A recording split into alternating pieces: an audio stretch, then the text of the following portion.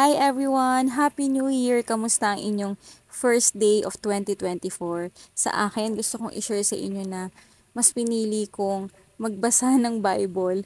Kung totoo, hindi ko talaga gawain yung first day is magbasa ng Bible. Una, mas madalas kasi talaga yung nagsisimba kami. Tapos dumadalaw sa mga family. At ngayon, mas pinili kong magpasalamat kay Lord sa unang araw ng taon dahil sa mga blessings na ipinagkaloob niya last year at sa mga blessings pa na ipagkakaloob niya this year. Well, ano ba yung New Year resolution nyo? Ako kasi hindi ako yung mahilig sa New Year resolution. Siguro sabihin na lang natin, gusto ko yung to-do list na talagang gagawin ko for a year. Ito yung mga bagay na mapapanindigan ko talaga siyang gawin. Simpleng bagay lang na alam ko talagang babalikan ko siya ngayong January 1 na this year nagawa ko talaga. And noon hindi ko kasi siya sinusulat, pero ngayon mas pinili kong isulat lahat nung nasa isip ko para at least random and raw lahat nung gusto kong gawin for this year. Higit sa lahat, mas matindi yung paniniwala ko na, Lord, bahala ka na this year.